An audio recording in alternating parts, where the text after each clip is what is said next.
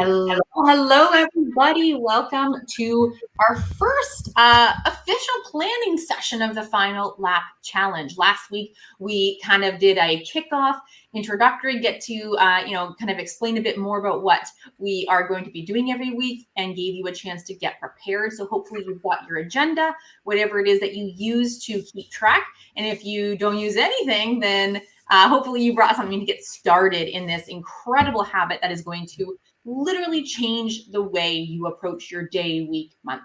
So, Maureen, welcome. Oh, thank you, Alexis. No, welcome everyone. Super excited to have you back again with us this Sunday. Last week we were kicking it off with focusing on your values. Today we're going to be talking about goals. But before we do that, let's just talk about how our week went. We had a lot of things that happened this past week. Facebook went down, Instagram went down, WhatsApp went down. A lot of things that just kind of threw people off. If you're in the social media with your business, it really impacted the business and really had people thrown off their schedule, right? And for those of you who had planned, to the T what you needed to do, or if you're communicating with people overseas through WhatsApp, if you use that form, it also threw off your connection there. And this is what we're talking about. This is why it's so important to be working on planning your week, your schedule. And then what is it that you do when things throw a wrench, monkey wrench into your week? How do you course correct? How do you not get too anxious? You can always adjust. I see that some people get really anxious if they get completely off track. And it does happen. It happens all the time. Things will happen with our kids that we have to take care of, our family that we'll have to take care of. And we just have to tweak our schedule around it, right? Because in the end, our family, our health comes first. Alexis and I were talking backstage that family and health comes first before you do anything else. So getting into scheduling this week for upcoming week, we want to be talking about goals. And I want you to also think about what are you doing for yourself for taking care of yourself, your health, and for your being with your family. Let's get started. Yes. So, a couple of things we want to get kind of like laying that foundation. I know we asked you guys last week and in the group, and a few of you shared with us what your goals are between now and the end of the year. So, if you are watching, I want you to just hashtag live, say hello. I can see a couple of you watching. If you're watching the replay, that's okay, right? We go live every single Sunday at 2 p.m. Eastern. If that time doesn't work for you, that's okay. Just make sure that you're bookmarking in your calendar when you are going to watch this live, when you're going to watch this video, and do the work. This is meant to be a working session so that you can actually get your week planned in the 30 minutes that we're going to spend together. So hashtag live if you're watching live, hashtag replay. That also kind of notifies us that if you're watching at a later time, we can jump on and still interact with you and answer any questions or anything like that. So let's talk about goals. What are your goals between now and the end of the year? You want to come up, we've got about just under 90 days left, right? We've still got a good chunk of time, but you want to be realistic in what you are accomplishing, right? We've all heard of those SMART goals, be specific, measurable. That's still applicable, right? You still want to make sure that you are being realistic, that given the resources that you have, you're likely to be able to achieve these goals by the end of the year. Depending on the size and the time investment and the energy investment, I say anywhere between 1 and 3 goals for 90 days is great. Okay. I don't want you being like, I got 10 goals that I want to, you might get them all accomplished, right? But we don't want to start with that kind of like our attention is divided in a million different areas. So I'd love for you to pick, 1 to 3 kind of medium-sized, good-sized goals that you want to achieve in the next 90 days. And I want you to write them down. So whether that be in your agenda, in your notebook, or wherever you're going to keep that, just sort of to remind yourself of what it is you're working towards.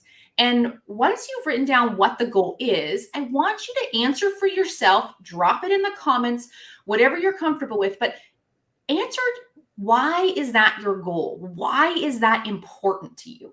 Okay. This is one of those things that the science will tell you if you're not connected to the why of your goal, you're less likely to achieve it. right? We may intuitively know, well, we want to be healthy because we want to, we don't want to get sick. Like it's just, but when you connect it to, my why with my health goes beyond just wanting to be healthy. I want to be able to show up as the type of mom that I want to with my kids. I didn't have babies in my 20s. So, running around when you're almost 40 with a toddler, with a 4-year-old, like it's hard, right? So I want to be as in the best shape I can so that I can continue to do those things.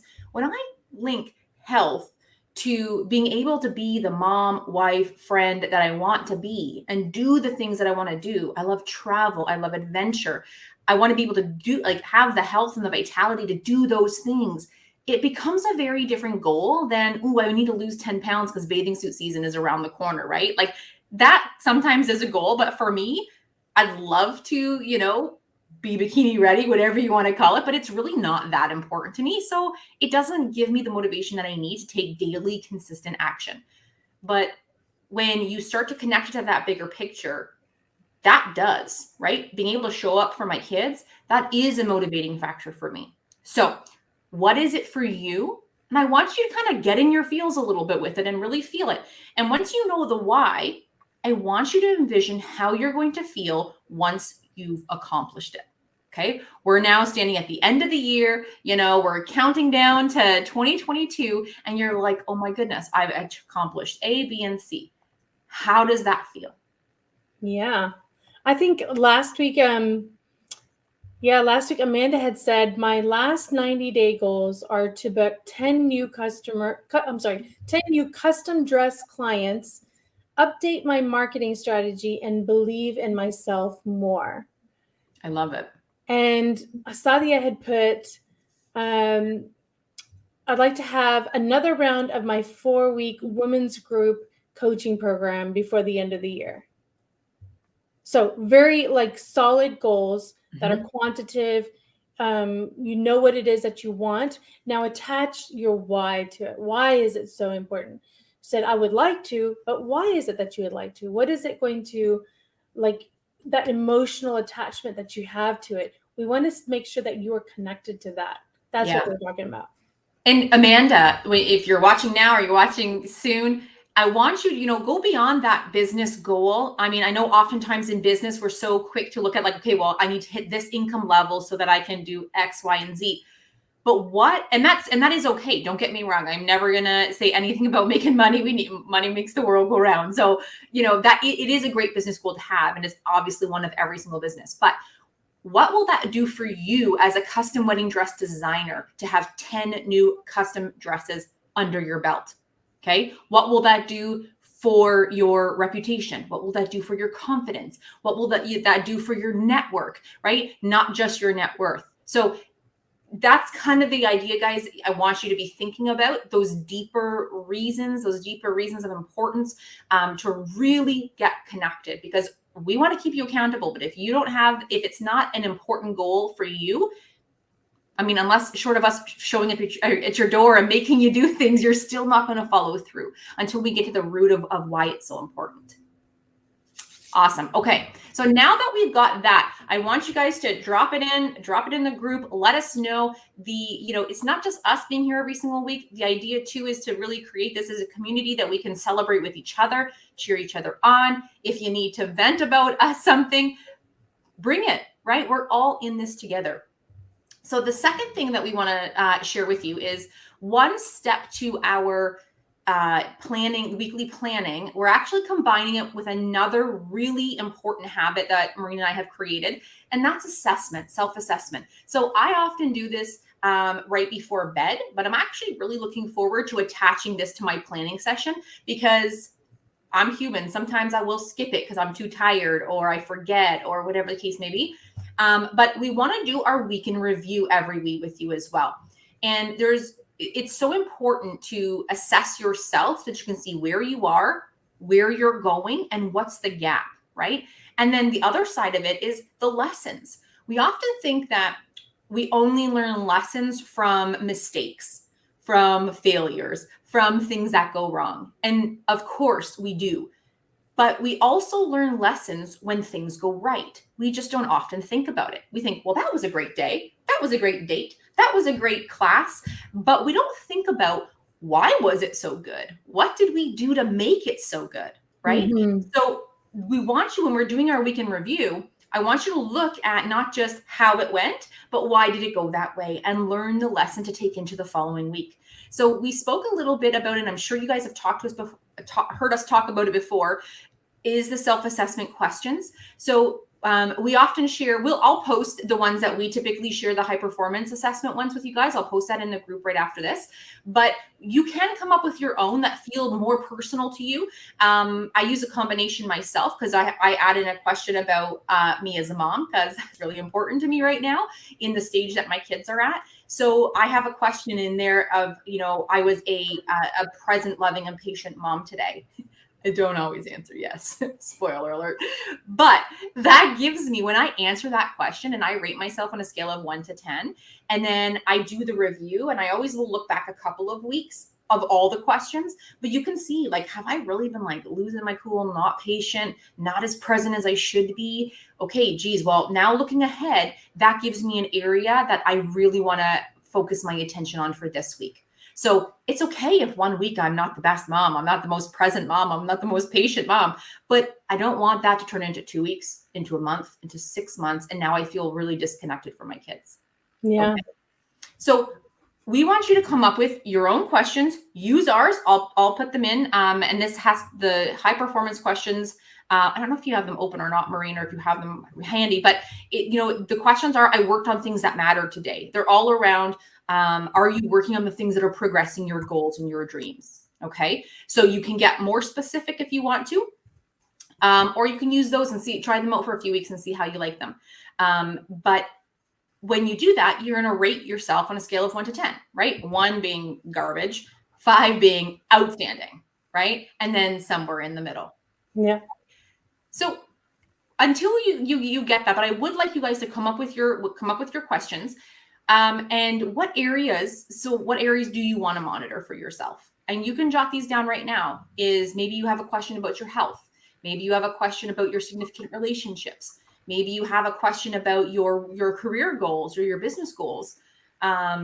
Maybe there is something about maybe just your own inner work, confidence, or feelings of self-worth, or whatever it is for you that you want to make sure that you're giving your attention to.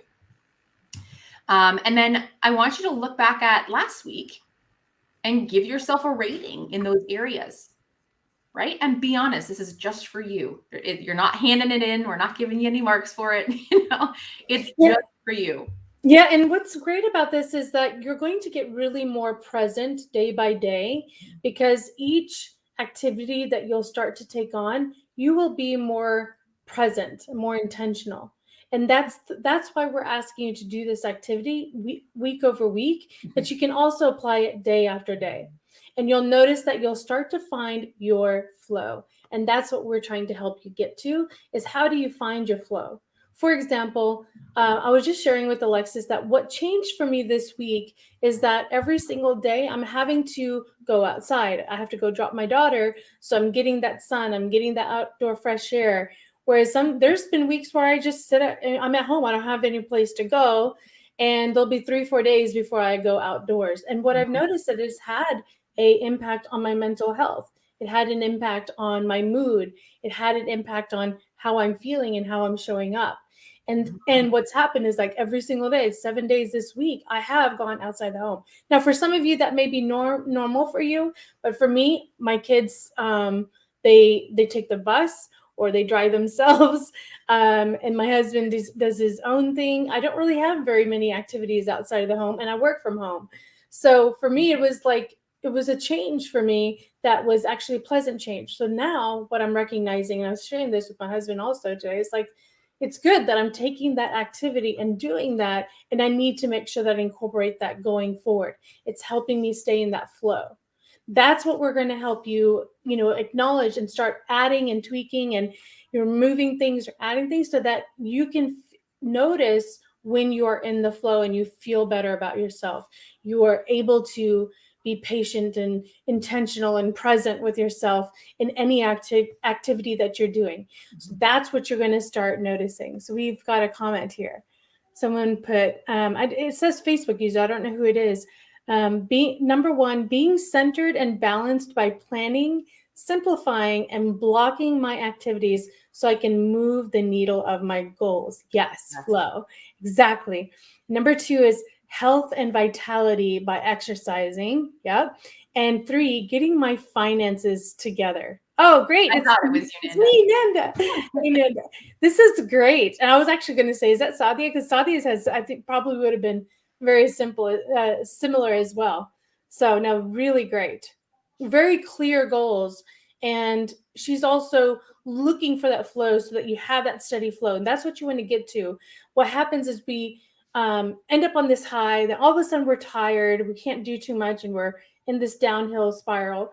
And then it takes a while for us to climb back up. So what we want to do is be able to stay in this momentum consistently and finding that what works for you, for your blueprint, for your unique way of how it works for your dynamic of your family, for your working style, for your health and vitality, like Nanda mentioned. So that's what we're looking for here. That's why we're going through this week after week, because we'll be doing little tweaks each time. Sometimes you feel like that we're doing something repetitive, but we want to revisit because seasons will change, right? During the summertime, our kids are home, so we have to tweak our schedules a little bit.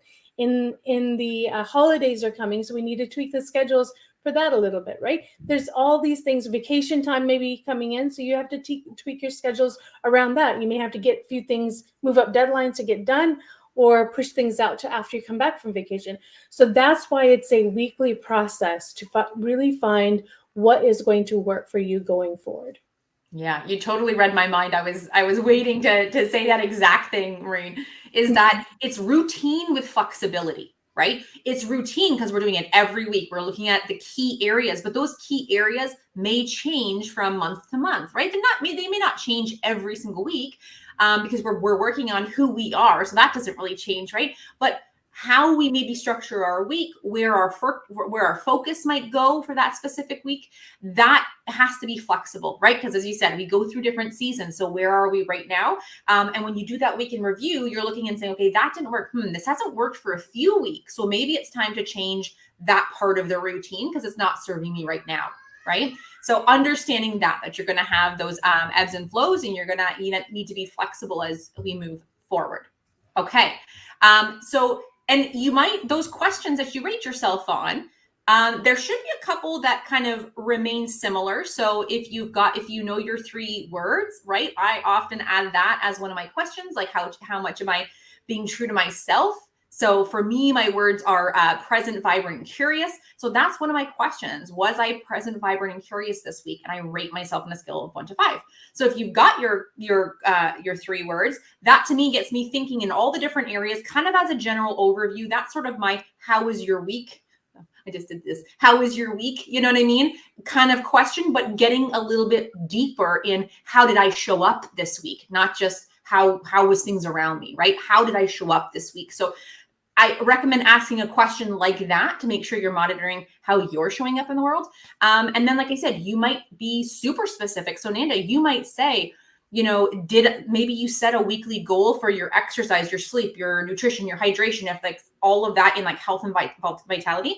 Maybe you rate yourself in all those categories if that's what's really important to you right now. Then you might realize, I'm crushing sleep. I'm going to bed at the same time, waking up at the same time, sleep is good. Then maybe you don't have to ask yourself that question because now that's just become a consistent for you.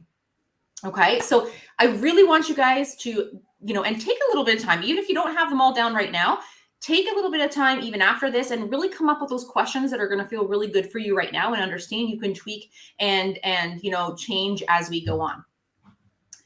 So now that we've looked back at the week, right? And we'll do this a little bit more in depth next week. Once you've got your questions, once you can rate yourself, and we'll look back at those ratings. We want you to look forward at next week. Okay. So how do you set up your week? I'm always shocked when I ask somebody, let me see your calendar when they're talking about, they're not productive. They're not getting the stuff done. And I'm like, well, let me see your calendar. And they're like, what calendar? Right. And they don't even use they only use their calendar on their phone for appointments, doctor's appointments or kids' appointments to remind them. Right. Mm-hmm. one of the key things is to get in the habit of using your calendar effectively and efficiently so that you can schedule in not just what you've got going on, but what you're actually going to work on hour by hour, day by day, week by week. Okay. When you do this and you honor that calendar and you stick to it, not only do you know exactly what you're going to be doing, when you're going to get to certain priorities, so you're not like, I have that deadline, it's in 2 weeks. I have that deadline, it's in 10 days. I have that deadline, it's in 7 days. And you're like, I'm going to do it. I'm going to do it. I'm going to do it. And you don't. Whereas even if you're not going to work on it till a few days before, you're like, I have blocked off from 9 until 4 on Thursday to get that puppy done. And I know that that time is going to be there for me. And then you don't have to worry about remembering to do these things. Okay. This is so key. And I've talked about this a lot because I noticed this in the workplace quite a bit. People will say, yep, I'll have that done to you by Friday. I was like, will you? Are you sure? Look at your calendar. When is it that you're actually going to do the work before Friday so that you have it done by Friday? Because anytime I'm getting tasked with anything, I have to look at my calendar. It's like, you need it by Friday. Let me take a look. Yeah, it's not going to happen this week. Let me see if I can move things around. You have to constantly be able to manage what you're committed to and actually making that activity to accomplish it incorporated into your week, into your schedule, right? So it's a different way of thinking when you're committing to something. Why do we overcommit? Because we don't plan. A lot of people are just like, yep, I'll get that done. But we don't plan for it to get done. So be very specific to when are you going to do that activity. And part of that is sometimes we don't know if that activity will take 20 minutes or 2 hours, right? So you want to give enough time. If, I may need a time block to assess how long this will actually take me. So I'm going to take 20 minutes and do that. And then once I know how long it's going to take, maybe it's an hour, then I need to put another hour in as well, right? So this is something that you just have to learn to progress through. I mean, I have teenage girls. They have talk about time management. I'm like, these girls, like, I have to help them. It's part of their, with our kids, we have to train them. It's like, if you have to be in the car at 10:30 for us to, get there by 11, and it takes you an hour to shower, get dressed, do your makeup, whatever it is, then think backwards. You're not going to get ready at 9:45. If it's going to take you a whole hour, that only gives you 15 minutes, and then everybody's waiting, like, yelling at you. So you want to make sure. So we have to teach our children this too, right? Time management. So make sure that you're looking at that in the same way that you're looking at your goals and your commitments that you have for the week, and you're allotting time to actually do the activity. Yeah. And, I want to share one more thing that we are going to teach you to add into your calendar if you don't already do it. And that's called buffer time. These are 30-minute blocks. I recommend you have at least 2 throughout each day. Okay. So 30-minute blocks of time, something in the morning, something, maybe in the afternoon or closer to the end of the day, where you just block this time. Nobody can block on your calendar. Nobody can put something in there. This time is just completely blocked off, because when you've got, let's say at work, you've got different projects coming in. You're like, oh, I could do that in 20 minutes. So you block 30 minutes, right, for your activity. And it ends up taking you an hour. You've got an additional 30 minutes somewhere else on your calendar. So either you can take the next half an hour into the next block, right, and finish that activity, or you stop where you're at and you've got 30 more minutes to come back to it that later in the day. But you basically have an hour to play with every single day. And if you have nothing, if time is just going, you've got 30 minutes to, I don't know, breathe, take a breath, go outside and get some sunshine, go get yourself a coffee or a snack or whatever it might be. You've got that time. I like to put them in around my typical snack times, because I'm the type of person that if I'm on a roll, I'll just not even think about it. So I like to put them in at around 10 o'clock and around 2:30, times where I know I'm probably going to be peckish and want to get something to either eat or drink. If I have to work through it, I do, but I know that it's there for me. And then I take 20 minutes and enjoy my coffee hot. Like, I am drinking this coffee, is stone cold. My husband brought it to me at 12 o'clock. I'm still drinking it because that's mom life. You and I are like, but you know what I mean? When I have that buffer time built in, it's like If I need it, it's there. If I'm testing the waters on how long something will take, I'm not panicked that I'm now cutting into all these different activities that I plan and now I'm not honoring my calendar. So either I move that, okay, for example, I block from 9:30 to 10 to do something and it's going to take me longer, but I have a buffer time at 10 to 10:30 and I'm moving into it. Either I move into it and use the buffer time, right? Or I start the next activity and I use the afternoon's buffer time to swap activities. Does that make sense? Does that make sense? Yeah, I think in general it makes sense. Basically, you've created a slot that is your free flowing to bridge that gap that you may have, because things may come up. You may have to take a phone call that throws you off your schedule, right? Like my manager may call me and say, I need to talk to you for a good 20 minutes. I'm like, okay. But it's a good thing I've built it in because I just got to move things around, right? Right, because what you would have done there now moves to the buffer time, right? You don't then start that activity and push everything out of whack, right? Right. You move things around and you use that time accordingly. Yeah. Awesome. So I want you guys looking ahead now. What are your top 3 priorities for this week coming up? What are like the 3 areas, the 3 big tasks you need to complete?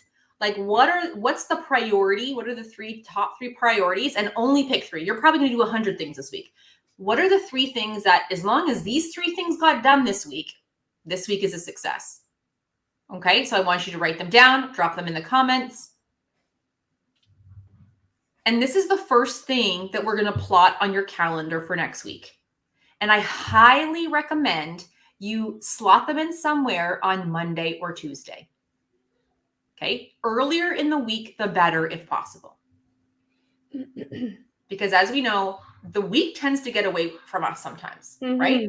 And most people, okay, on Mondays they're waking up, they're like ramp up, complaining about Monday. Like most people don't do a lot of work on a Monday. Tuesday starts to get a little hairy sometimes, and then it just goes out of control. Usually for most people who don't plan of the week, they're going to have all their requests of you on Wednesday and Thursday and Friday. So if you're knocking out your 3 top priority tasks on Monday and Tuesday, you're laughing for the rest of the week, right? You're still working hard. You're still getting a ton more done. But those 3 things that were really, really important for you to get done are like knocked off by Tuesday at 4 p.m. You're not even worrying about them because they're completed.